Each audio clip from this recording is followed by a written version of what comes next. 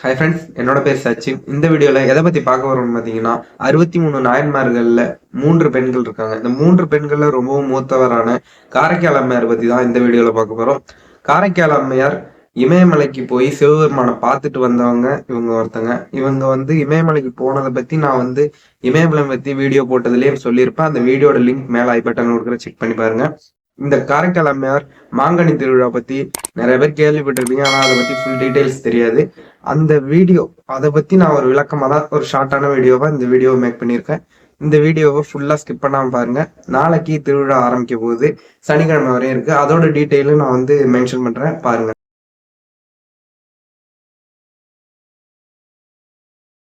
பழங்காலத்துல பாத்தீங்கன்னா தனதத்தன்கிற ஒரு காரைக்கால்ல வளர்ந்துகிட்டு வந்திருக்காரு. இவருக்கு ஒரே ஒரு மகள்.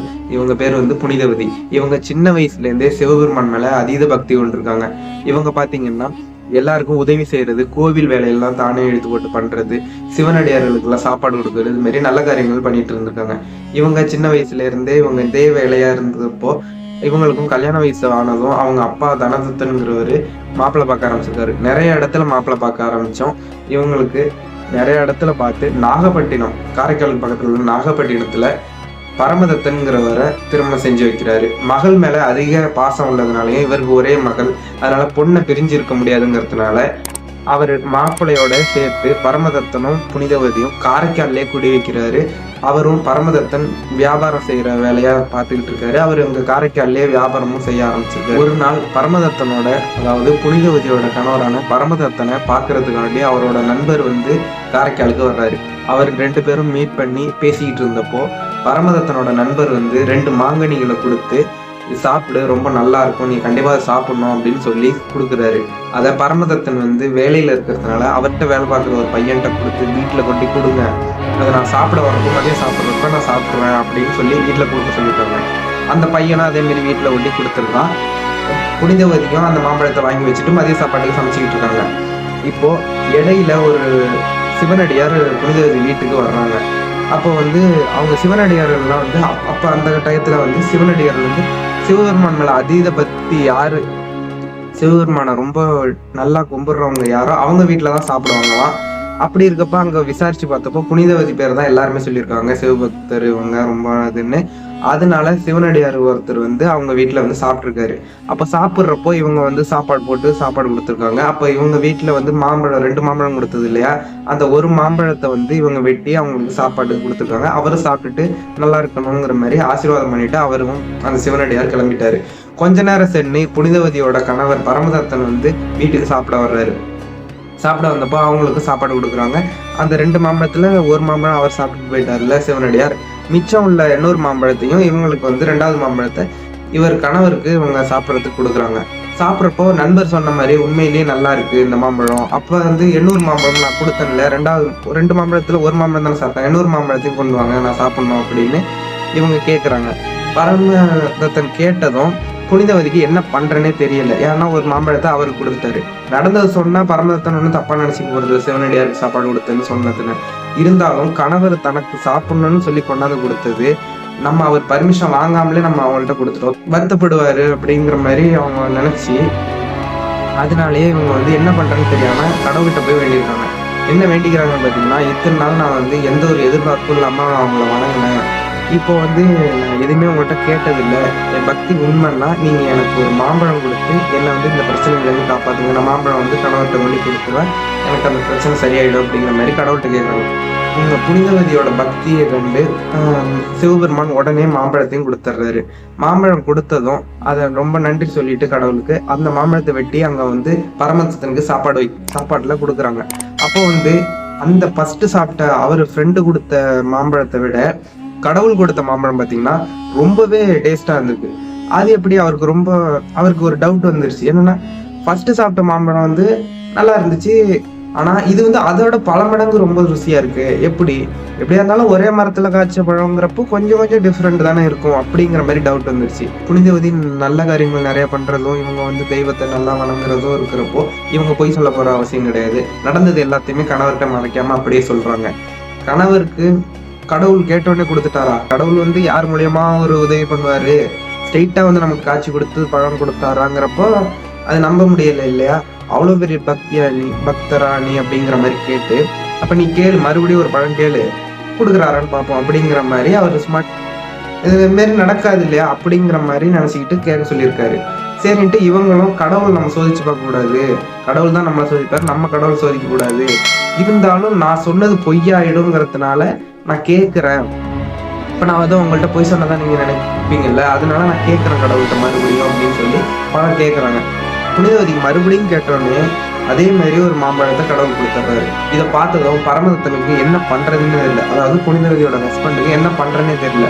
இப்படி நடந்திருக்கும் எதுவுமே பேசாம அவர் அங்கிருந்து கிளம்பி வியாபாரம் பண்ற இடத்துக்கு போயிட்டு ரொம்ப நேரம் யோசிச்சு பார்த்துட்டு, இவ்வளவு கடவுள் மேல இவ்வளவு பக்தி உள்ள பெண் வந்து கண்டிப்பா வந்து ஒரு தெய்வத்துக்கு சமமான பெண்ணு, இவங்களை வந்து நம்ம கடவுளா வணங்கணும், இவங்க வந்து நம்மளோட மனைவியா இருக்காங்கிறதுக்கு முன்னாடி நம்ம அவங்களோட கணவரா இருக்கிறதுக்கு நமக்கு தகுதி இருக்கா, நம்ம கடவுளா தான் இவங்களை வணங்கணும், கடவுள் வந்து இவங்க கேட்ட உடனே கொடுக்குற வரம் இருக்கிற அளவுக்கு பெரிய சக்தி வாய்ந்த பெண்ணா இருக்கிறப்ப இவங்களுக்கு வந்து நம்ம கணவனா இருக்கிறதுக்கு தகுதி இருக்கான்னு யோசிச்சு இவர் வந்து வீட்டுல என்ன போய் சொல்லியிருக்காருன்னு பாத்தீங்கன்னா, வீட்டுல உள்ளவங்க எல்லாத்தையும் சொல்லி, அவங்க அப்பா அம்மா, இவங்க புனிதவதியோட அப்பா அம்மா எல்லாத்தையுமே சொல்லி, நான் வெளியில வியாபாரம் பண்ண போறேன் அப்படின்னு சொல்லிட்டு அங்க இருந்து வெளியில கிளம்பிட்டாரு வெளியூர். ரொம்ப நாளா வரவே இல்லை.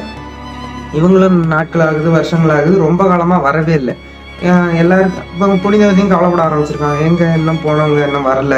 ஆனா ஒரு நம்பிக்கை என்னன்னா வியாபாரத்துக்கு போயிருக்காங்க அப்படிங்கிற ஒரு இது, ஏன்னா சொல்லாம போயிருந்தாதான் ரொம்ப பயப்படுவாங்க, வியாபாரத்துக்கு போயிருக்காங்க அப்படிங்கிறது. இருந்தாலும் புருஷன் வரவே இல்லையங்கிற ஒரு புனிதவதிக்கு ஒரு கவலை இருந்திருக்கு. இடையில மதுரையில இருந்து ஒரு அவங்களோட புனிதவதி சொந்தக்காரவங்க மதுரையில இவர் பரமதத்தன், அதாவது புனிதவதியோட ஹஸ்பண்டை அங்க பார்த்துருக்காங்க. பார்த்த விஷயத்த வந்து இங்க வந்து காரைக்கால்ல சொல்றாங்க. இதை கேட்டதும் புனிதவதியோட அப்பா அம்மா, இந்த பரமதத்தனோட அப்பா அம்மா எல்லாருமே சேர்ந்து மதுரைக்கு கிளம்புறாங்க. மதுரைக்கு போய் புனிதவதியோட ஹஸ்பண்ட் பரமதத்தனை பார்க்கறதுக்காண்டி போறாங்க. அங்க ஒரு மண்டபத்துல புனிதவதியை உட்கார வச்சுட்டு அவங்க பரமதத்தனுக்கு புனிதவதி எல்லாம் வந்திருக்க விஷயத்த போய் சொல்றாங்க. சொன்னத்தோடனே அவர் புனிதவதியோட ஹஸ்பண்ட் பரமதத்தன் பாத்தீங்கன்னா அங்க ஏற்கனவே அவருக்கு ஒரு கல்யாணம் பண்ணி அங்க ஒரு பெண் குழந்தையும் இருக்கு. அந்த பெண் குழந்தை பேரும் புனிதவதியும் தான் பேர் வச்சிருக்காரு. இவர் என்ன பண்ணிட்டாருன்னா எதை பத்தியுமே யோசிக்காம அவங்க புனிதவதியோட ஹஸ்பண்ட் இருக்காரு இல்லையா, அவர் வந்து பரமதத்தனுக்கு 2வது கல்யாணம் ஆயிட்டு அந்த 2வது மனைவியையும் அந்த குழந்தை பெண் குழந்தை, அந்த குழந்தைக்கு புனிதவதியா, அந்த குழந்தையும் எல்லாருமே அழிச்சுக்கிட்டு புனிதவதியை பார்க்க வந்திருக்காங்க. இப்ப பார்க்க வந்தப்போ என்ன சொல்றாங்கன்னு பாத்தீங்கன்னா, என்னை யாரும் தப்பா நினைச்சிக்காதீங்க, பரமதத்தன் என்ன சொல்றாருன்னா எல்லார்ட்டையும், என்னை யாரும் தப்பா நினைச்சிக்காதீங்க, நான் வந்து ஏன் இந்த 2வது கல்யாணம் பண்ணேன்னா, இவங்க புனிதவதி வந்து ஒரு தெய்வ சக்தி உள்ளவங்க, தெய்வத்துக்கு சமமானவங்க, இவங்களை வணங்கணும் நம்ம, இவங்களுக்கு இருக்கிற சக்தியை தெரிஞ்சதுக்கு பிறகு இவங்க கடவுளுக்கு நிகரானவங்கிறப்போ இவங்களோட நான் எப்படி வாழ்க்கை நடத்த முடியும், அதனாலதான் நான் வேற கல்யாணம் பண்ணிக்கிட்டேன் அப்படிங்கிறத, இந்த நடந்த விஷயம், இந்த மாங்கனி கொடுத்தது எல்லாத்த பத்தியுமே அவர் வந்து அந்த கதை எல்லாருக்குமே சொல்றாங்க, வெளிப்படையா எல்லாருக்குமே தெரிய வருது. அப்படி இருக்கிறப்போ புனிதவதிக்கு என்ன சொல்றதுன்னே தெரியல. அவ்வளவு சக்தி நமக்கு இருக்கா, நம்ம பக்தியா இருக்கிறோம் சிவபெருமான் மேல அப்படிங்கிற மாதிரி அவங்களுக்குள்ளேயே கேள்வி எழுந்திருக்குது. இப்போ வந்து புனிதவதியோட கணவர் பரமதத்தன் இருக்காரு இல்லையா, அவருக்கு வந்து ஒரு பெண் குழந்தை, 2வது கல்யாணத்துல ஒரு பெண் குழந்தை இருக்குல்ல, அந்த பெண் குழந்தைய பார்த்து புனிதவதி உன்னோட பேர் என்னம்மா அப்படின்னு கேக்குறாங்க. அந்த பாப்பாவும் சொல்லுது என்னோட பேரும் புனிதவதி தான் அப்படின்னு. அவங்களுக்கு என்ன பண்றதுன்னே தெரியல, அந்த இடத்துல இருந்து கிளம்பிட்டாங்க. அப்போ சாமிகிட்ட வந்து வேண்டிக்கிறாங்க, சிவபெருமான்கிட்ட என்ன வேண்டிக்கிறாங்கன்னு பார்த்தீங்கன்னா, நான் அவ்வளவு சக்தி வாய்ந்த பெண்ணா, எனக்கு இந்த அழகான தோற்றமே வேண்டாம், எனக்கு வயதான தோற்றத்தை கொடுங்க, ஒரு அழகான பெண் தோற்றம் எனக்கு வேண்டாம், எனக்கு வயதான தோற்றத்தை கொடுங்கன்னு சொல்லி சிவபெருமான்கிட்ட வேண்டுறாங்க. சிவபெருமான் புனிதவதியோட பக்தியை பார்த்து புனிதவதி கேட்டதும் உடனே அந்த வயதான தோற்றத்தையும் கொடுக்குறாங்க. இவங்க இந்த வயதான தோற்றம் பெற்ற உடனே புனிதவதி ஸ்ட்ரெயிட்டா இவங்க வந்து கைலாய மலையில உள்ள சிவபெருமானை பார்க்கணும், அதுதான் நம்ம வாழ்க்கையோட லட்சியமா இருக்கு நம்ம அப்படிங்கிற மாதிரி நினைச்சு அவங்க வந்து கைலாய மலையில சிவபெருமானை தரிசிக்கிறதுக்காண்டி போறாருங்க. இவங்களுக்கு வந்து எந்த ஒரு ஆசையும் கிடையாது, இவங்க சிவபெருமானை பார்க்கறது தான் உண்மையான ஆசையாகவும் இவங்க தெய்வத்தை பார்க்கணுங்கிறதுக்காண்டி கைலாய மலையை ஏற ஆரம்பிச்சிருக்காங்க. அங்க போனதும் சிவபெருமான் இருக்க இடம் இது, அவங்க குடும்பத்தோட இருக்கிற இடங்கிறதுனால அது அவ்வளவு புனிதமான இடங்கிறதுக்காண்டி இவங்க வந்து காலால நடக்கக்கூடாது, அது மரியாதை இருக்காது அப்படின்னு சொல்லிட்டு இவங்க தலையால, அதாவது தழங்கீழ நின்று இவங்க வந்து இந்த மலையை ஏறி சிவபெருமானை பார்க்க போயிருக்காங்க. சிவபெருமானை பார்த்து அங்க வணங்கிட்டு சிவபெருமான் வந்து திருவாலங்காடுங்கிற இடத்துக்கு இவர் வந்து வர சொல்லியிருக்காரு. அங்க வந்து என்னோட நடராஜர் ரூபத்துல இவங்க நாட்டியம் ஆடுவார் இல்லையா, அதை பார்க்கறதுக்கு வந்து அங்க வர சொல்லியிருக்காரு. கைலாமலையில சிவபெருமான் பார்த்துட்டு சிவபெருமான் சொன்னதும் இவங்க வந்து திருவாலங்காட்டுக்கும் வந்து சிவபெருமானோட நடனத்தையும் பார்த்து ஆசீர்வாதம் வாங்குறாங்க. இந்த காரைக்கால் அம்மையார், அதாவது புனிதவதிக்கு எதனால காரைக்கால் அம்மையார் அப்படின்னு பேர் வந்திருக்குன்னு பாத்தீங்கன்னா, இந்த ஃபர்ஸ்ட்ல பாத்தீங்கன்னா அந்த மாம்பழம் கொடுத்ததும் அவங்க கணவர் சாப்பிட வர்றதுக்கு முன்னாடியே ஒரு சிவனடியார் சாப்பிட வந்தாருன்னு சொன்னோம் இல்லையா, அந்த சிவனடியார் வந்து வேற யாரும் கிடையாது. சிவனடியார் வந்து அது சிவன் தான் சிவனடியார் மாதிரி உருவெடுத்து புனிதவதி வீட்டுல வந்து அந்த மாம்பழத்தை சாப்பிட்டு போயிருக்காரு. இப்போ புனிதவதிக்கு எதனால காரைக்கால் அம்மையார், அதாவது அம்மையார்னா தாய் அப்படிங்கிற மாதிரி சொல்றாங்கன்னா, சிவபெருமானோட தாயான்னு நான் தமிழ்ல நீங்க பார்த்துருப்பீங்க. சிவபெருமானோட தாயா காரைக்கால் அம்மையாருங்கிற மாதிரி நான் போட்டிருப்பேன் தமிழ்ல. எதனால அப்படின்னு பாத்தீங்கன்னா, காரைக்கால் அம்மையார் வந்து எனக்கு தாய், எனக்கு சாப்பாடு போட்டிருக்காங்க, எனக்கு வந்து சாப்பாடு கொடுத்ததுனால இவங்க தாயின்னு சிவபெருமான் தான் வாயால அவங்கள அம்மையார் அப்படின்னு சொல்லி கூப்பிட்டுருக்காங்க. அதனாலயே இவங்களுக்கு சிவபெருமான் தாய், அதாவது அப்படிங்கிற மாதிரி சிவபெருமான் சொல்லியிருக்காரு. ஓகே, வீடியோ லென்த்தா போயிட்டே இருக்கு. காரைக்கால் அம்மையாரோட கதையை ஷார்ட்டா பார்த்துருப்போம். கொஞ்சம் வீடியோ லென்த் ஆயிடுச்சு, ஃபுல்லா பாருங்க ஸ்கிப் பண்ணாம. காரைக்கால் அம்மையாரோட மாங்கனி திருவிழா எப்ப நடக்குதுன்னு பாத்தீங்கன்னா, நாளைக்கு ஸ்டார்ட் ஆகுது. அதோட டேபிள் நான் காட்டுறேன். இது சனிக்கிழமை வரையுமே நடக்குது. அதோட அந்த போட்டோ வந்து நான் வீடியோல மென்ஷன் பண்றேன், பார்த்துட்டு வாங்க. ஓகே ஃப்ரெண்ட்ஸ், வீடியோ யூஸ்ஃபுல்லாக இருந்துருக்கோம். வீடியோ யூஸ்ஃபுல்லாக இருந்துச்சுன்னா லைக் பண்ணி சப்ஸ்கிரைப் பண்ணுங்க. நெக்ஸ்ட் ஒரு இன்ட்ரெஸ்டிங்கான டாபிக்ல வைக்கலாம். Bye friends.